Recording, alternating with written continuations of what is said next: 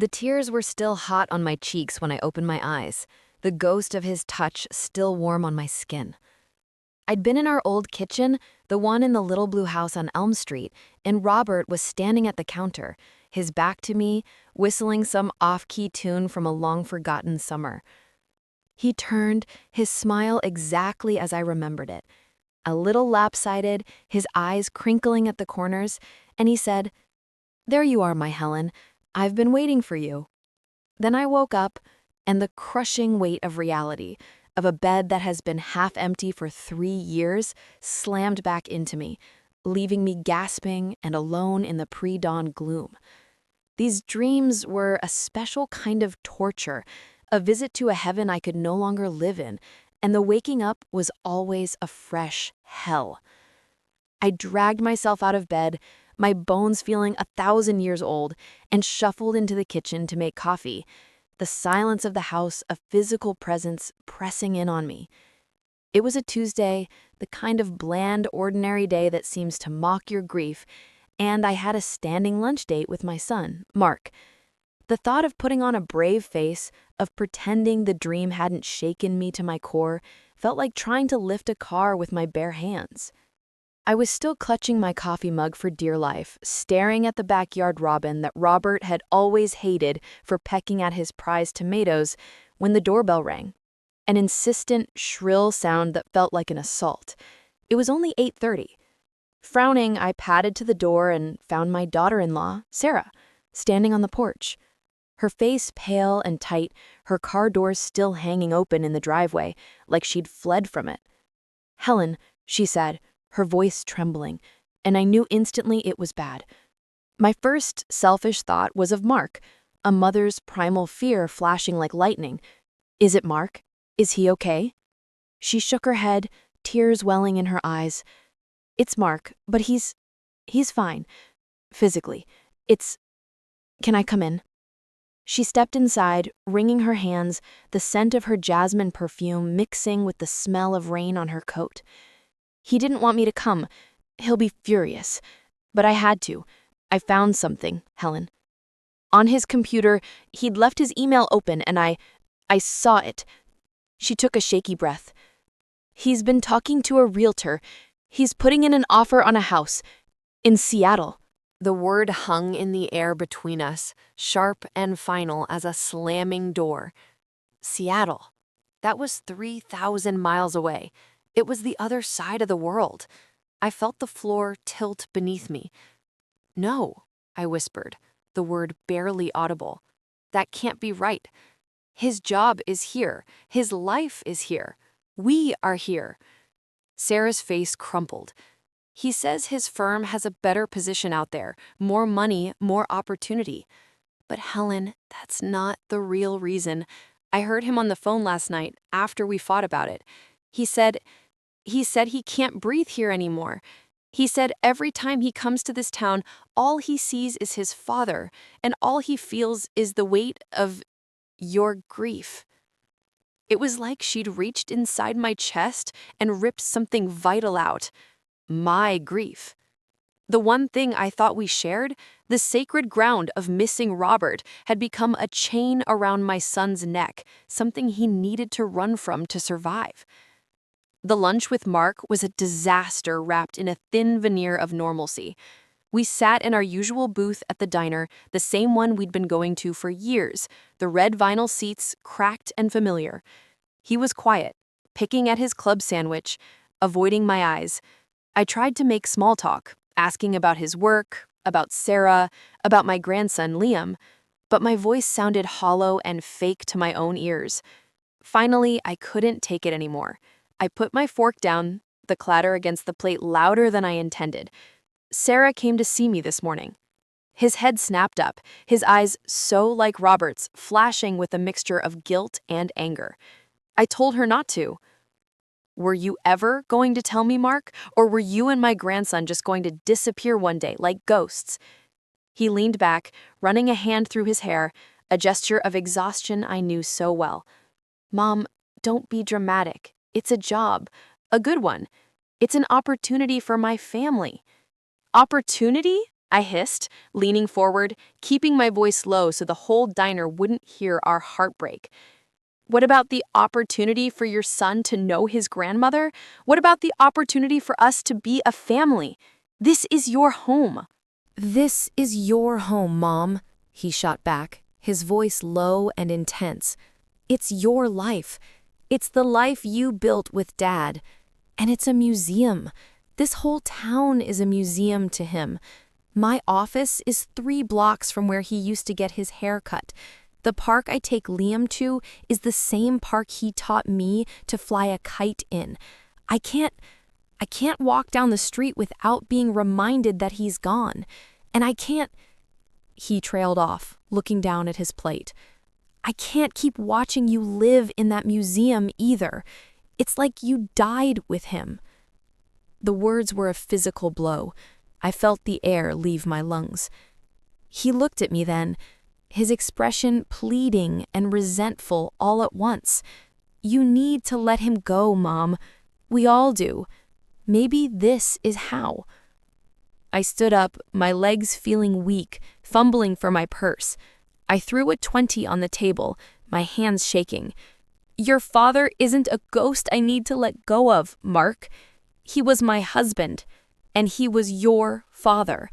And running away from his memory won't make the hole he left in our lives any smaller. It will just make it harder to find each other.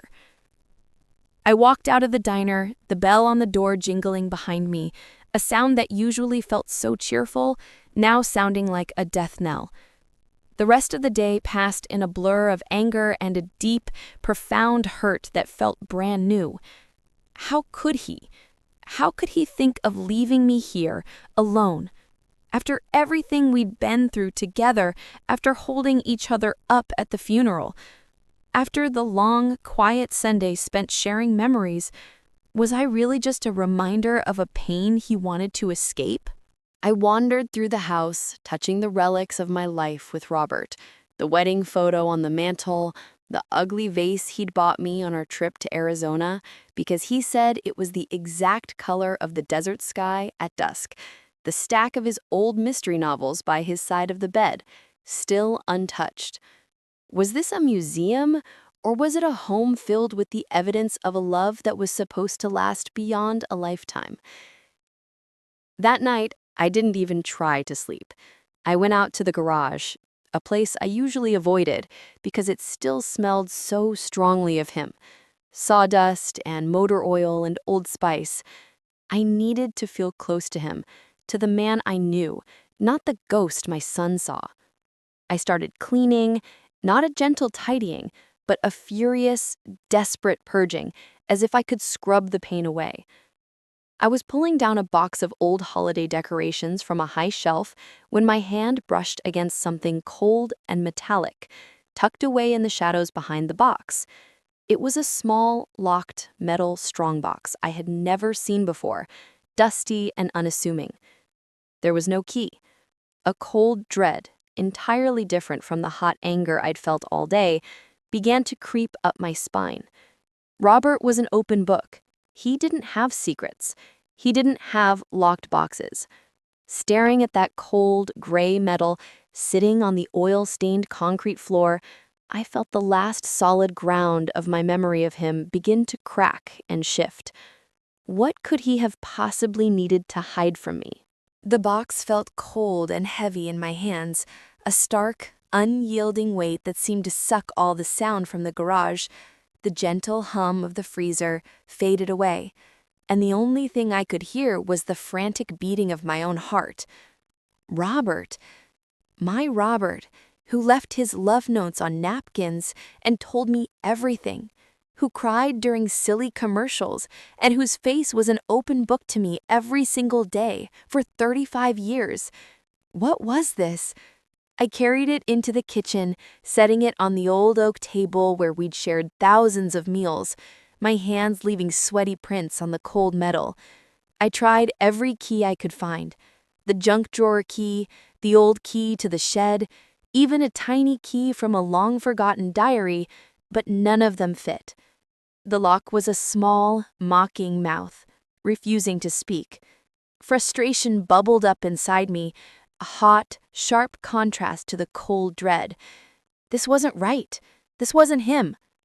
I stood up, my chair scraping loudly against the floor, and went to the toolbox he kept under the sink. I took out a flathead screwdriver, the metal handle cool and familiar in my grip. I wedged the tip into the slim gap between the box and its lid, near the lock. I pushed down with all my strength, my muscles straining, the metal groaning in protest. With a sharp, sickening crack, the lock gave way and the lid flew open. The inside wasn't filled with stacks of cash or gold bars, nothing so simple. It was a time capsule, but one from a history I hadn't been part of. On top lay a bundle of letters tied with a faded blue ribbon. My breath hitched. The handwriting on the top envelope wasn't mine. It was a flowing, elegant script I didn't recognize. With trembling fingers, I untied the ribbon and picked up the first letter. The paper was thin and fragile, smelling faintly of lavender. I unfolded it, and my eyes fell to the salutation. "My dearest Robert," it began. The words on the page swam before my eyes. It was full of longing, of intimate memories of a weekend in a place called Whispering Pines.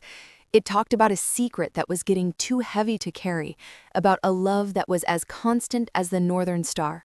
It was signed, "All my love, forever, Clara." Clara. The name meant nothing to me. It was a punch to the gut, so violent I actually doubled over, a low moan escaping my lips. I dropped the letter as if it had burned me and scrambled through the rest of the box. There were more letters from Clara, spanning what looked like years. There was a faded photograph of Robert, younger, maybe in his late 40s, with his arm around a beautiful, dark-haired woman I had never seen before. They were standing on a rocky beach, laughing, and he was looking at her with a look of unguarded, radiant joy that I remembered, that I thought had been only for me. Beneath the letters was a small, velvet box. I opened it. Inside was a simple, beautiful pearl necklace. It wasn't mine. He had never given me pearls. The world tilted on its axis. The foundation of my entire life, every memory, every cherished moment crumbled into dust around me. The museum my son accused me of living in wasn't just a shrine to a saint. It was a monument to a lie. The man I had wept for, the man whose absence carved a canyon through my soul, had been sharing his heart, his smiles, his love with another woman. For how long? The letters were dated. The most recent one was from just 6 months before he died. 6 months. While he was bringing me tulips on a random Tuesday, while he was holding my hand during his cancer diagnosis, he was writing to Clara, telling her she was his constant. The grief I had been carrying, a weight I thought was pure and sacred, suddenly felt contaminated, ugly and foolish. I had been crying for a ghost, for an idea of a man who never truly existed. And Mark, did he know? Was this the unspoken weight he felt? Was this the reason he needed to run? Not from my grief, but from the suffocating silence of his father's betrayal. I felt a scream building in my throat, a raw, primal thing of pain and rage. I swept the box off the table, sending letters and the photograph and that hateful pearl necklace scattering across the kitchen floor. I stood there shaking, staring at the evidence of my own blindness scattered on the linoleum, the man in my dream, now a terrifying stranger. I don't know how long I stood there, frozen in that kitchen, the scattered pages of my shattered life lying at my feet like fallen leaves. The dream from the morning felt like a cruel joke now, a carefully staged lie my own mind had constructed to soften the blow of this truth. The man who had whispered my name in that dream had been whispering endearments to another woman for years. My legs finally gave way, and I slumped to the floor, my fingers tracing the elegant script of that name. Clara. Who was she? A coworker? A neighbor? A ghost who had lived in the shadows of my marriage, breathing the same air, sharing the same man? The pain was no longer a dull, aching throb. It was a sharp, surgical knife dissecting every memory, every anniversary, every quiet moment of trust. I thought of the time Robert had gone on that fishing trip with the boys to Whispering Pines, the same place mentioned in the letters. He'd come back with a sunburn and a quiet distance I'd attributed to work stress. Now I knew. He'd come back from her. I gathered the letters with trembling hands, not out of any desire to read them, but to contain the evidence, to stuff the genie back in the bottle. But it was too late. The knowledge was inside me now, a corrosive poison eating away at my past. I couldn't stay in that house with the ghosts of both Robert and this Clara haunting me. I shoved the letters and the necklace back into the strongbox, hid it in the back of my closet under a pile of sweaters, and drove to the only place I could think of, my sister Patricia's house. Patricia lived 40 minutes away, in a tidy suburb that always felt a little too perfect, a little too quiet. She answered the door in her yoga pants, her face shifting from surprise to concern the moment she saw me. "Helen, good heavens, what's wrong? You look like you've seen a ghost." I burst into tears, the kind of ragged, ugly sobs I hadn't even allowed myself at Robert's funeral. I stumbled into her living room with its beige carpets and scent of lavender plug-ins, and everything spilled out. The dream, from the morning, the fight with Mark, the box, the letters, Clara. Patricia listened, her hand over her mouth, her eyes wide with disbelief. "No," she kept whispering. "Not Robert. He adored you, Helen. There has to be an explanation." But there was no explanation that could unring this bell. The evidence was there, in his own words, in that woman's handwriting. "What are you going to do?" she finally asked, her voice soft. "I have to know. I have to know who she is. I can't live with this mystery. It's like he's died all over again, but this time he's a stranger." Patricia, ever the pragmatist, tried to steer me toward caution. "Helen, think about this. What good will it do? You'll just hurt yourself more. Let it be. Remember the good man he was to you." But that was the problem. I could no longer remember the good man without the shadow of the betrayer darkening the memory. The foundation was cracked, and every recollection was now suspect.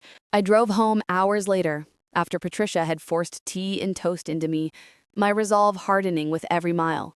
I wouldn't tell Mark. Not yet. How could I? His relationship with his father was complicated enough without adding this sordid layer. This was my burden to carry, my mystery to solve.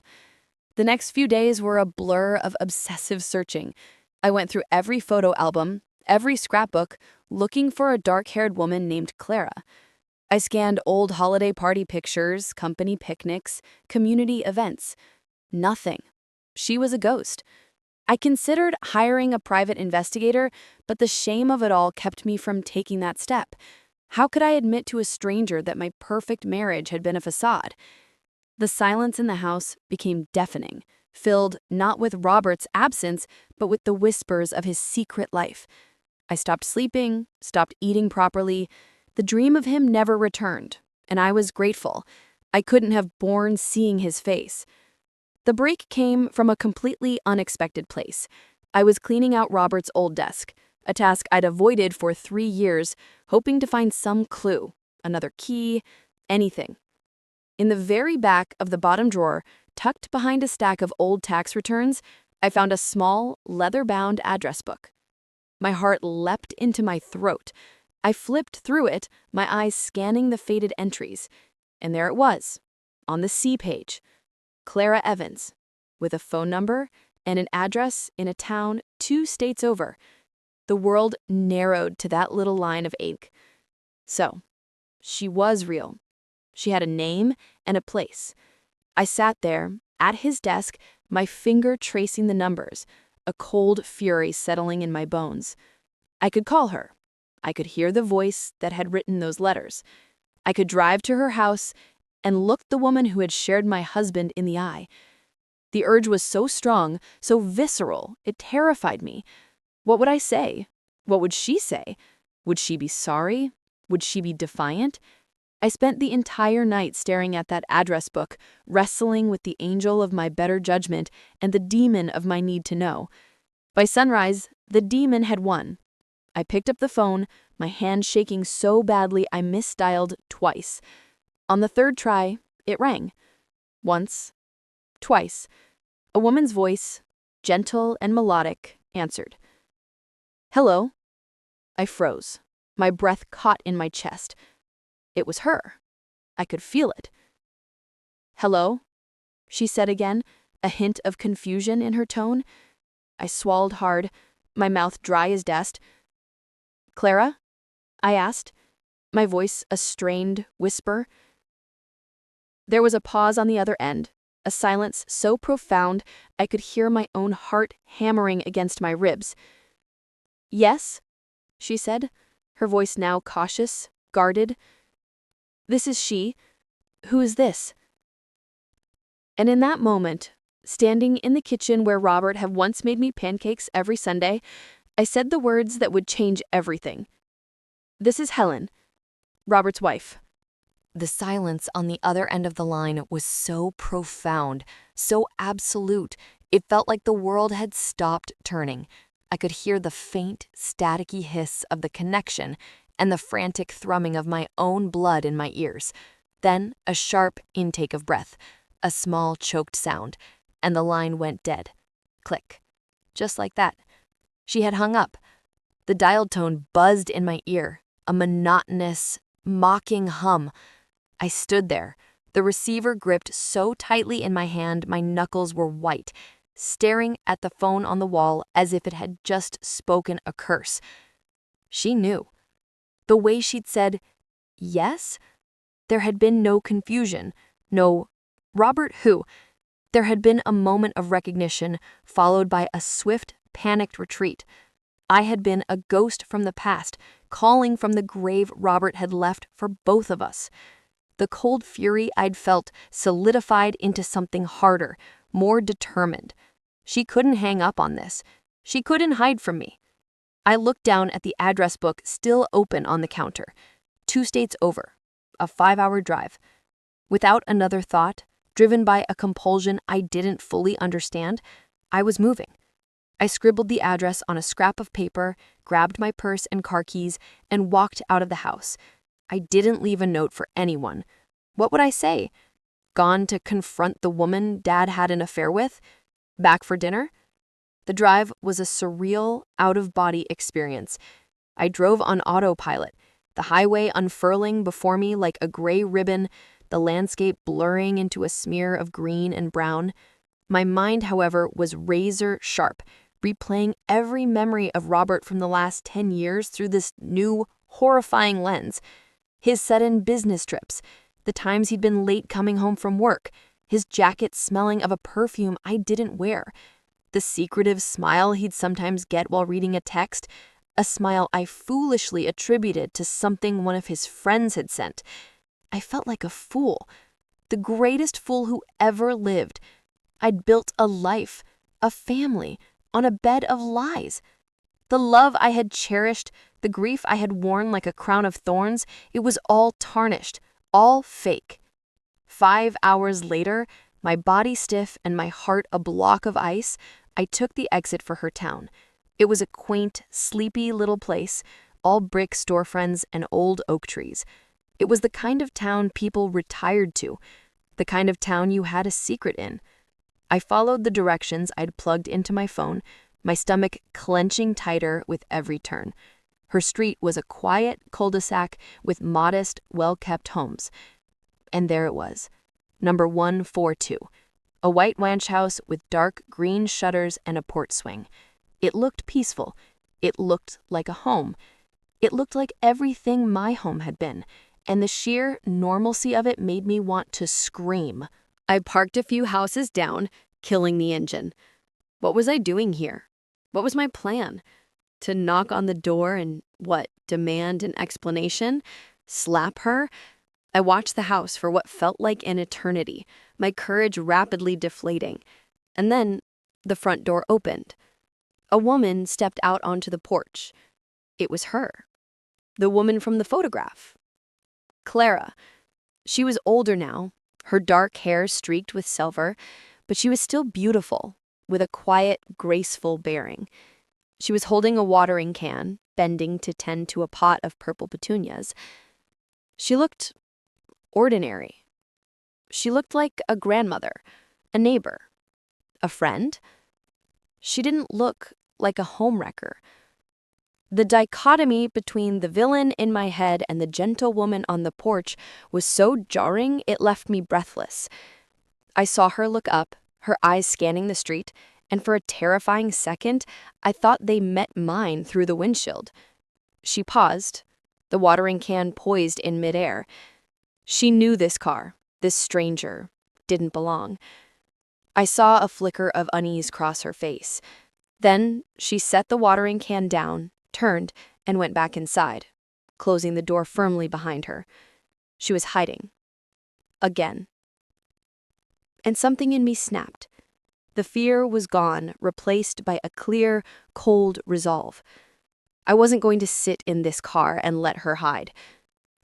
I got out, my legs unsteady, and walked up her neatly paved path. I didn't run. I didn't storm. I walked, each step feeling like a march to my own execution. I reached her front door, my heart hammering against my ribs.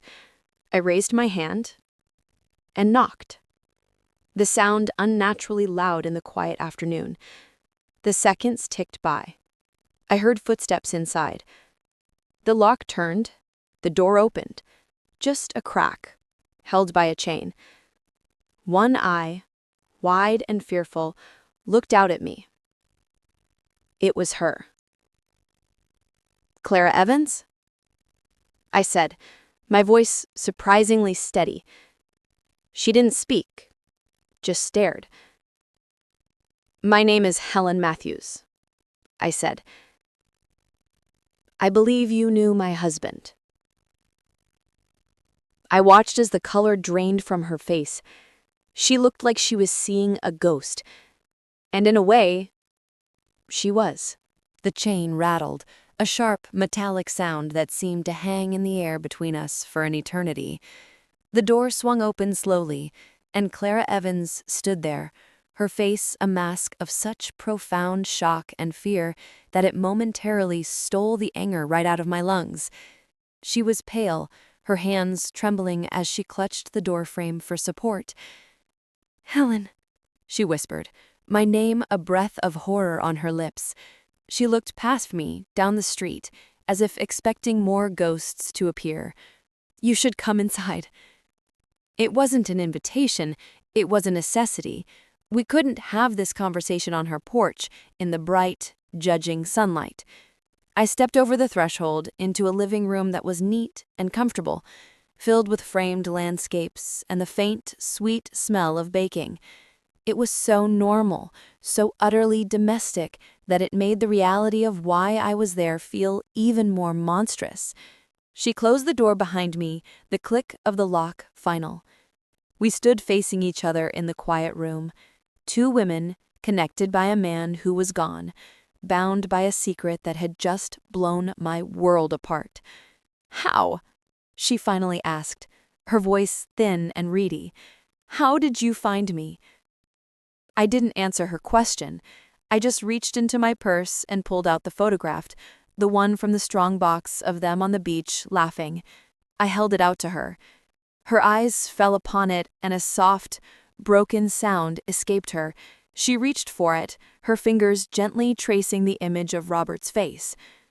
"I found the box," I said, my voice cold, flat. "In the garage.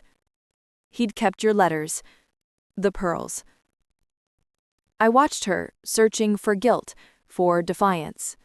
But all I saw was a deep, bottomless sorrow. "How long?" I demanded, a question ripping from me. "How long were you sleeping with my husband?" Clara flinched, as if I'd struck her. She sank slowly into an armchair, the photograph still held in her hands, her eyes glued to it. "It wasn't like that," she whispered. "It wasn't sordid." A bitter laugh escaped me. "It feels plenty sordid from where I'm standing." She looked up at me then, and her eyes were filled with tears. "I loved him, Helen. from the moment I met him, and he loved me. Each word was a fresh stab wound. We met 20 years ago, she began, her gaze drifting to the window, lost in the memory. At a conference in Chicago, it was an instant connection. It was like finding a part of myself I never knew was missing. She told me a story then, a story of stolen weekends and whispered phone calls, of a love that lived in the shadows. She spoke of his laugh, his kindness, his deep, abiding loyalty, all the things I knew, all the things I thought belonged only to me and Mark. She knew about his fear of heights. His favorite pie was cherry, not apple, and that he hated the sound of people chewing. She knew intimate, silly, profound details of the man I called my husband. My knees felt weak. I stumbled to the sofa opposite her, listening as she painted a portrait of a man I realized I had only ever known in part. The rage was still there, a hot coal in my gut, but it was now mixed with a terrifying, bewildering sense of loss. I had lost him twice, first to death, and now to the reality that I had never fully possessed him to begin with. Why? I interrupted her, my voice cracking. Why did he stay with me? If he loved you so much, why didn't he just leave? Clara looked at me, her expression unbearably sad. He would never have left you, Helen, or Mark. You were his world. His family was his entire identity. He loved you. He truly did. The contradiction was so immense, it made my head spin. He couldn't have loved us both, I snapped. He didn't have the right. I know, she said softly, a single tear tracing a path down her cheek. He knew that too. It tormented him. That's why he ended it with me, a year before he got sick. The room went silent. The only sound was the steady tick of a grandfather clock in the corner. He ended it? I asked, the words feeling foreign on my tongue. She nodded, wiping her cheek with a trembling hand. He said the guilt was eating him alive, that he couldn't look at you or Mark anymore. He said he had to try and be the man you deserved. She looked down at the photograph again. The pearls? He gave them to me when he ended it. A goodbye gift. He said every time I looked at them, I should remember that he loved me enough to let me go, so he could try to be whole for his family. I stared at her, my mind reeling. The timeline she described, the ending a year before his diagnosis, aligned with a period where Robert had been different, quieter, more present, and more intensely devoted. I had thought it was a new phase of our marriage, a deepening. I had cherished that year. Now I knew it was his year of atonement. The foundation of my grief, which had already cracked, now splintered into a million unrecognizable pieces. The man I had been mourning was not the man who had died. The saint I had built an altar to was a flawed, tortured man who had carried an unbearable secret to his grave. And the woman sitting across from me wasn't a villain. She was just another woman he had left behind, grieving a different version of the same man. The weight of it all was crushing me. I had come for answers, for a fight, for a target for my pain, but I had found something else entirely. A reflection of my own loss in the eyes of the one person I thought I could hate. The drive home was a blur of taillights and tears, a 5-hour journey through a landscape that felt as hollow and shattered as I did. Clara's words echoed in the silent car, a torturous soundtrack on repeat. He loved you. He ended it. He was tormented. I had gone there armed with righteous anger, ready to destroy the other woman, and instead I had found a grieving soul who had loved the same ghost I did. The man I had buried, the man I had dreamed of just days ago, was a stranger, a kind, loving, deeply flawed stranger who had built a life on a secret that was now too heavy for me to carry alone. The white lines on the highway blurred together as the storm inside me broke. I pulled over at a rest stop, my body shaking with sobs that came from a place so deep I didn't know it existed. I wasn't just crying for Robert or for my broken marriage or for Clara. I was crying for myself, for the woman who had lived a lie without knowing it, for the future I thought I had, for the past that was now poisoned. I cried until I was empty, until there was nothing left but a dull, aching numbness. When I finally got home, the house felt different. It wasn't a museum anymore. It was a crime scene. Every object, every piece of furniture felt like evidence. I avoided the closet where the strongbox was hidden, its presence a dark pulse in the back of my mind. I couldn't face those letters again, not yet. I poured a glass of water, my hand still trembling, and that's when I saw the flashing light on the answering machine. My heart leapt, a foolish, reflexive hope that it was Robert, that this had all been a terrible mistake. I pressed the button. "Mom, it's Mark." His voice was tight, strained. "I've been calling your cell. Look, I'm sorry about lunch. I'm sorry about everything. But we need to talk. This Seattle thing, it's happening. I put in the offer and they accepted. I need you to understand. I'm coming over tomorrow morning. Please be there." The message ended with a beep.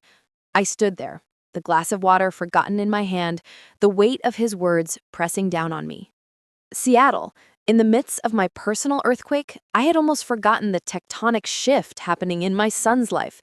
He was leaving, and he was coming here tomorrow, expecting to find the mother he'd always known, the one who would be heartbroken but ultimately understanding, the one who lived in a world of simple, clean grief.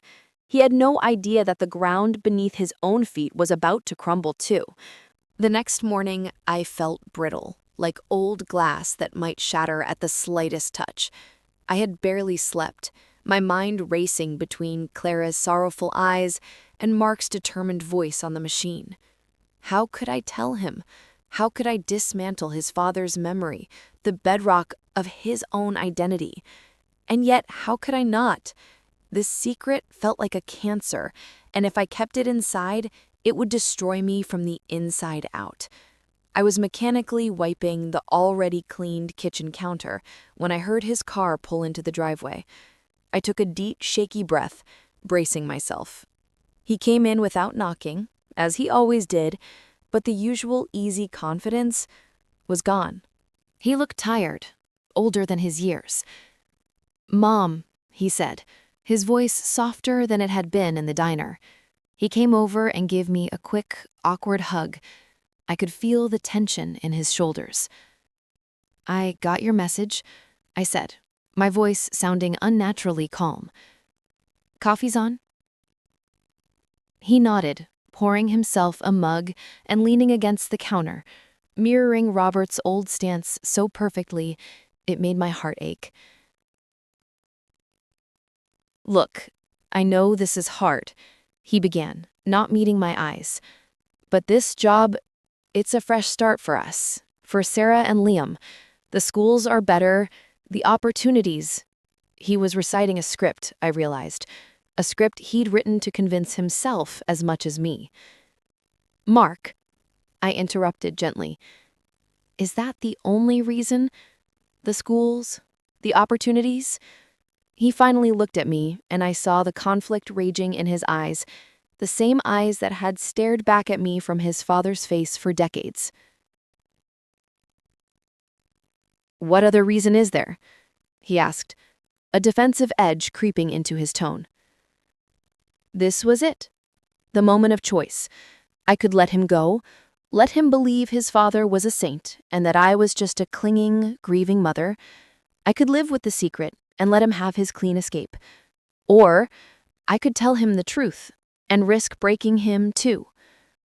I thought of the strongbox in the closet, of Clara's tear-streaked face, of the pearls that were never meant for me. The truth was a burden, but it was real. The lie was a featherweight, but it was poison. I walked to the kitchen table and sat down, my legs unable to hold me any longer. I gestured for him to sit opposite me. "There's something I need to tell you," I said, my voice barely a whisper. "It's about your father." Mark's expression shifted from defensiveness to confusion, then to a dawning alarm. What about him? I looked at my son, my beautiful boy, and I prepared to break his heart. The man we thought we knew, there was more to him, Mark. There was another life. I saw the denial flash in his eyes before I even finished, a protective wall slamming down. What are you talking about? I took a deep, ragged breath. I found a box in the garage with letters from a woman named Clara. The color drained from Mark's face. He stared at me, uncomprehending for a moment, and then a storm of emotions rolled across his features. Disbelief, anger, betrayal. No, he said, shaking his head. No, that's not possible. You're mistaken. Dad would never. His voice broke. I met her, Mark. Yesterday. I drove to her house. The words hung in the air, monstrous and undeniable. He pushed back from the table so violently, his chair screeched against the floor. You what? You went to see some stranger and believed her over Dad? How could you do that? How could you disrespect his memory like that? He was shouting now, his face contorted in a pain I had never seen in him before. He wasn't just defending his father, he was defending the entire architecture of his world, and I was the one swinging the wrecking ball. It's true, Mark, I said, my own tears starting to fall. I have the letters. I have the proof. He loved her. For years. He stared at me, as if I were a stranger, as if I had become the villain in this story. Then, without another word, he turned and walked out, slamming the front doors so hard the windows rattled. I sat alone at the table, the silence he left behind more devastating than any noise. I had told him the truth, and in doing so, I had likely driven my son away for good. The slam of the door echoed in the silence, a final, brutal period at the end of a sentence I never meant to write. I sat at the table, paralyzed, listening to the roar of his car engine and the screech of tires as he peeled away from the curb. The sound faded, leaving behind a void so complete it felt like the air had been sucked out of the room. He was gone. I had told him the truth, the one thing I thought I had to give him, and it had driven him away faster and more finally than any argument about Seattle ever could. I looked down at my hands, resting on the worn oak table where I'd helped him with his homework, where we'd celebrated birthdays, where Robert had told silly jokes that made us all groan. This house, this kitchen, was supposed to be the keeper of our happiest memories, and now I had poisoned it. I had taken his father from him twice, first by death and now by revelation. The weight of it was unbearable, a physical pressure on my chest that made it hard to breathe. I don't know how long I sat there, trapped in the wreckage of my own life, but eventually my eyes fell upon a single, luminous object lying under the edge of the stove. It was one of the pearls from the necklace. It must have rolled there when I'd swept the box from the table days ago. It lay there, small and perfect and iridescent, a tiny moon in the dust, a final, mocking gift from Clara, from Robert, a symbol of a love that had existed in the shadows, a love that had now blown my relationship with my son to pieces. I pushed myself up from the chair, my body aching as if I'd been in a physical fight, and walked over to it. I knelt down, the cool linoleum pressing against my knees, and picked it up. It was cool and smooth between my fingers. I thought about flushing it down the toilet, throwing it in the trash, anything to be rid of it, but I didn't. I closed my hand around it, the tiny sphere a hard, undeniable truth in my palm. I couldn't get rid of it any more than I could get rid of the knowledge it represented. The rest of the day passed in a fog of despair. I didn't answer the phone when Patricia called. I couldn't bear to tell her that my attempt to uncover the truth had backfired so catastrophically. I just moved from room to room, a ghost in my own home, seeing everything through this new, painful lens. I stopped in the doorway of the guest room, the room we had always called Liam's room. The thought of my grandson, of his sweet, innocent face, so far away in Seattle, brought on a fresh wave of grief so powerful I had to grip the doorframe. I was going to lose them, all of them, because of Robert's secret. The anger I thought I had purged in Clara's living room came flooding back, But this time it was brighter, hotter, more focused. It wasn't directed at Clara anymore, or even just at Robert. It was directed at the situation, at the unfairness of it all. He was gone. He was at peace. And he had left the three of us, me, Mark, and Clara, to clean up the messy, painful aftermath of his double life. He had left us to drown in the secrets he could no longer carry. As dusk began to settle, painting the kitchen in shades of blue and gray, a strange clarity began to emerge from the chaos of my pain. This wasn't just about me and my shattered marriage anymore. This was about my son. This was about the legacy of silence and lies that was now tearing our family apart. Mark's reaction wasn't just about defending his father. It was about the terror of having his entire history rewritten without his consent. He was drowning, just as I was, and I had thrown him the truth, a heavy, jagged rock instead of a lifeline. I looked at the pearls still clutched in my hand. It wasn't just a symbol of the affair anymore. It was a piece of the puzzle. And I realized, with a jolt that felt like a lightning strike, that I didn't have the whole picture. I had Clara's side of the story, the romantic, tragic version. I had the love letters, but I didn't have Robert's. I didn't have a single word from him about her, about the conflict Clara said he felt. I had his actions, the saved letters, the hidden necklace, but I didn't have his voice. The strongbox held Clara's heart, but where was Robert's? The man I knew, the man who wrote shopping lists on the back of envelopes and filled the margins of the newspaper with little doodles, he would have written something. He would have had to. The need to know, the desperate, compulsive need that had driven me to Clara's doorstep, now turned inward, toward the one person who could never answer me. But perhaps he already had. I stood up, my body moving with a purpose I hadn't felt in days. I walked to the closet, pulled out the strongbox, and carried it back to the kitchen table. I wasn't going to read Clara's letters again. I was going to look for him.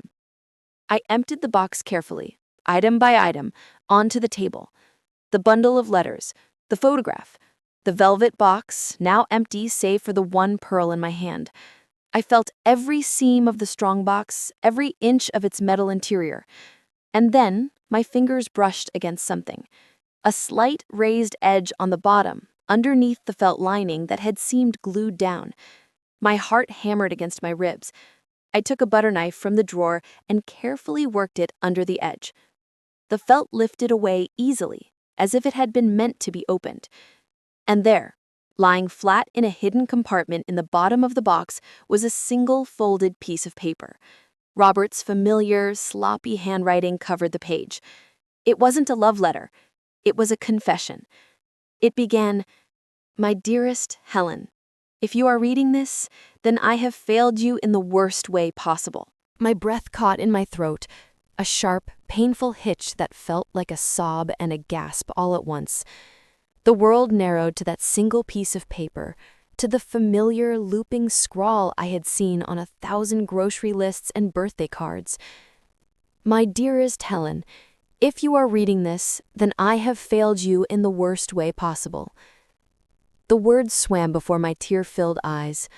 I clutched the edge of the table, my knees giving way, and I sank back into the chair, the paper trembling in my hands.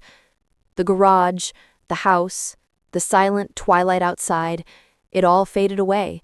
There was only his voice, speaking to me from beyond the grave, from a hiding place he never thought I'd find. I could almost smell his aftershave, almost feel the warmth of his shoulder next to mine. With a heart pounding so hard I thought it would burst, I began to read. "My dearest Helen, if you are reading this, then I have failed you in the worst way possible. I have carried a secret, and the weight of it has been crushing me for years. I never wanted you to know. I hoped I would take this to my grave, a quiet, cowardly sin that would die with me and leave your memory of me, of us, untarnished. But I see now that was another failure. A lie of omission is still a lie, and you, my love, deserve the truth, even if it breaks your heart, especially if it breaks your heart." I had to stop, wiping my eyes with the back of my hand, the paper smudging with tears Ed didn't even know I was shedding. His voice was so clear in these words, so full of the same earnest, tortured love I remembered. It was him, the real him. "Her name is Clara," he wrote, and just seeing the name in his handwriting sent a fresh jolt of pain through me. It started a long time ago, a connection I never expected, never sought. It was like a crack in a dam, Helen, and once it started, I couldn't stop it. It wasn't that I loved you less. God, you have to believe that. It was that a part of me, a broken, selfish part I never knew existed, came alive with her, and I was too weak to kill it. I have lived these years in a special kind of hell, loving you and Mark with every fiber of my being, and yet living this other life in the shadows. The guilt has been a constant companion, a taste of ash in my mouth every time I kissed you, every time I hugged our son. I thought of all those times, the 1,000 little moments of our life together, and now I saw the shadow that had been lurking just behind his eyes.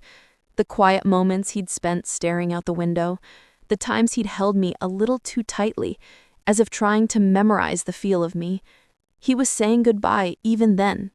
I ended it with her. The letter continued. A year ago. I told you I was cutting back on travel, that I wanted to focus on us. That was true. It was the only truth I could give you. Ending it was the hardest thing I have ever done, but I had to. I couldn't bear the deceit anymore. I wanted to come back to you fully, to be the husband you deserved. I thought I had time to make it up to you, to somehow atone for the betrayal without you ever knowing. But then the diagnosis came, and I knew my time was up. The irony is a cruel joke. I finally choose you, I finally choose our family, and I am handed a death sentence. A broken, dry sob escaped my lips. The year before he died, the year I had cherished as our renaissance, it had been his penance. He had been trying to come home to me, and fate had given him a year to do it. The pain of it was so immense, so complex, I couldn't separate the anger from the pity, from the devastating love I still felt for him. "The pearls," he wrote, and my eyes flew to the single pearl I had left on the table. "I bought them for her when I ended it. A terrible, weak gesture. A symbol of the beauty I saw in what we had, and a reminder of the pain I was causing by ending it. I am not proud of that. I'm not proud of any of this. I kept her letters because I am a sentimental fool, and because destroying them felt like pretending it never happened, and I refused to give myself that absolution. This secret is my cross to bear, not yours.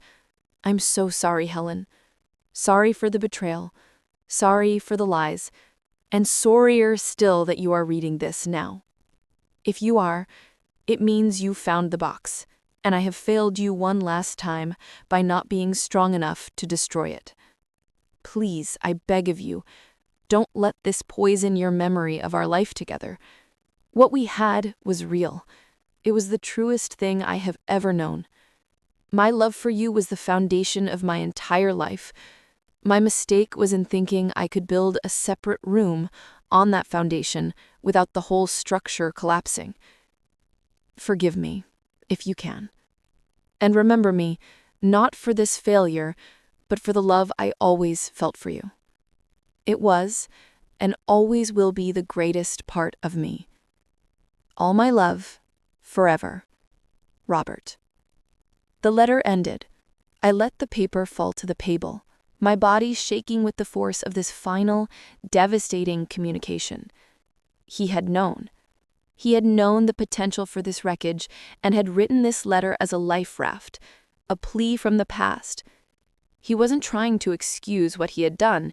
He was confessing it, owning it, and begging for a forgiveness he would never receive.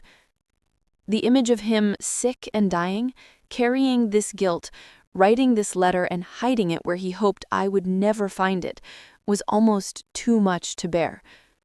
The anger I had been clinging to for days began to dissolve. not into nothingness, but into a vast, ocean-deep sorrow.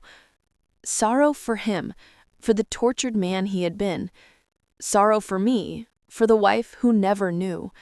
Sorrow for Clara, who had loved a man who could never be fully hers. And sorrow for Mark, who was now lost in the storm of this revelation without this crucial piece, his father's own voice, full of regret and love for him. I looked at the pearl, then at the letter. Robert had ended his story, but mine and Mark's was still being written. And I knew with a certainty that settled deep in my bones that I needed to show this to my son. The house was so quiet I could hear the hum of the refrigerator, a sound that usually faded into the background, but now seemed as loud as a scream. Robert's letter lay on the table between my trembling hands, a sacred, terrible testament. The anger was gone, the sharp edges of my pain worn down by the sheer, exhausting weight of his confession. He had been a man, not a saint. A flawed, weak, and deeply remorseful man who had loved me even as he betrayed me. The clarity was brutal, but it was also, strangely, a release. I knew what I had to do. I couldn't let Mark live with the shattered, monstrous image of his father that I had given him. He deserved to know the whole, complicated truth. He deserved to hear his father's voice. I picked up the phone, my finger hovering over the speed dial for his number. My heart was a frantic bird against my ribs. What if he didn't answer? What if he refused to come? I pressed the button. It rang once, twice, 3 times. I was about to give up when I heard the connection click open. There was no greeting, just a tense, waiting silence. "Mark?" I said, my voice raspy from crying. Please come back. There's something else, something from your father." Another silence, so long I thought the call had dropped. Then a quiet, resigned sigh. "I'll be there in 20 minutes, he said, and the line went dead. Those 20 minutes were an eternity. I straightened the kitchen, not because it needed it, but because I needed to do something with my hands. I made a fresh pot of coffee, the familiar ritual, a small anchor in the storm. When I heard his car door shut outside, my breath hitched. He came in slowly, his shoulders slumped, his eyes red-rimmed and wary. He looked like a little boy who had been punished too harshly. He didn't sit, just stood by the door, his arms crossed. "Well," he said, his voice flat. "What now?" I didn't speak. I simply picked up Robert's letter from the table and held it out to him. He looked at it with suspicion, as if it were a snake. "What is that?" "It's for me. From your father. I found it after you left. It was hidden in the box." His eyes flickered from the paper to my face, the distrust warring with the desperate, hungry curiosity. He wanted to hate it, to reject it, but the pull of his father's words was too strong. He stepped forward, snatched the letter from my hand, and began to read. I watched him. I saw the rigid set of his jaw, the defensive wall he had built around himself. And then, I saw the exact moment that wall began to crack. His brow furrowed, his lips, pressed into a thin, angry line, began to tremble. He read slower, his eyes scanning back over certain lines. When he got to the part about the diagnosis, about the cruel joke, a low, guttural sound escaped him. He stumbled back into the same chair he'd vacated so violently hours before, the letter now held gently in his hands, all the fight gone out of him. He finished reading and let the paper fall to the table, then buried his face in his hands. His shoulders shook with silent, ragged sobs. The sound was heart-wrenching.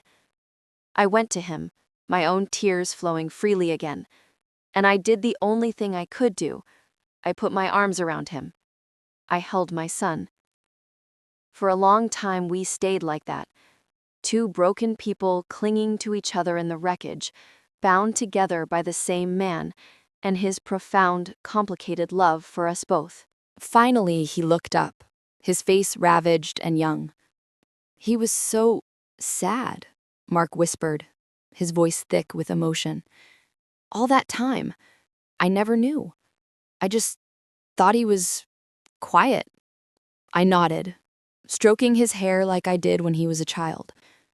"I didn't know either, honey. We only saw the parts of him he wanted us to see." Mark picked up the letter again, his finger tracing his father's signature. "He loved you, Mom. He really did. It's all right here." "I know," I said softly. "And he loved you more than anything in this world. That never changed." Mark was silent for a moment, absorbing this new, painful, yet healing truth. The monster was gone, replaced by the flawed, real father he had actually had. "The Seattle job," he began, his voice hesitant. "It's not just about the schools or the money. I felt like I was disappearing here, like I was just Robert's son, living in his shadow, in this town that remembers him as this perfect guy. I wanted to be just Mark for a while. But this," he gestured to the letter, "this changes things. He wasn't perfect. He was just a man. And maybe I don't have to run from that." A fragile, tentative hope began to bloom in my chest. "You don't have to make any decisions right now, Mark, but whatever you decide, your father would want you to be happy. And so do I." He looked at me, really looked at me, for the first time since he'd walked in.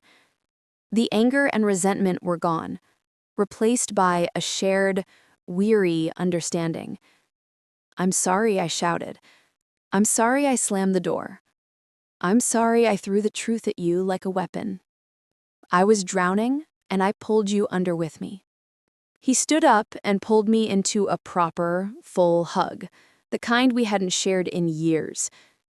We held each other, two survivors on a new, uncertain shore. He left a little while later, taking a copy of the letter with him, his posture different, lighter yet more grounded. The house was quiet again, but the silence was different now. It wasn't empty or accusing. It was a peaceful, waiting silence. I looked at the single pearl still sitting on the table. I picked it up, its surface cool and smooth. It wasn't a symbol of betrayal anymore. It was a relic of a human heart, a reminder that love and weakness can exist in the same person, that grief and forgiveness are two sides of the same coin. I walked to the back door and looked out at the yard, at the robin pecking at the ground where Robert's tomatoes used to be. The sharp edge of my pain was gone, replaced by a sorrow that was wide and deep and strangely beautiful, like the ocean after a storm. I had my answer. I had my truth. And for the first time since I woke up crying from that dream, I felt like I could finally, truly begin to breathe again.